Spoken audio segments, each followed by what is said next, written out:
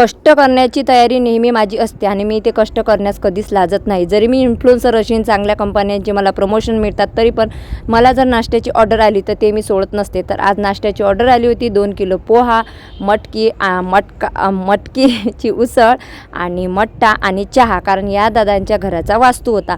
मग सकाळी सकाळी आमची सुरुवात झाली होती नाश्त्यापासून. तर यांना आम्ही नाश्ता वगैरे करून दिला. त्याच्यानंतर चहा घेतला. चहा घेतल्यानंतर मला ना प्रमोशनचे व्हिडिओ पण असतात, कारण इंस्टा, फेसबुक आणि यूट्यूब आहेत. तर आज मला व्हिडिओ होता प्रमोशनचा, किचन क्लीनरचा. तर मला त्याच्या म्हणजे व्हिडिओ करायचा होता. तर किचन साफ करताना मी त्या किचन क्लीनरचा व्हिडिओ करून घेतला.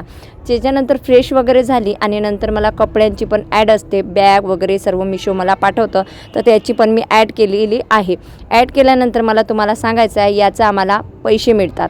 अशा पद्धतीने मी माझा दिवस घालवत असते. बाकी तुमचा वेळ तुम्ही कसा घालवता ते नक्की सांगा. चॅनलला सबस्क्राईब करा.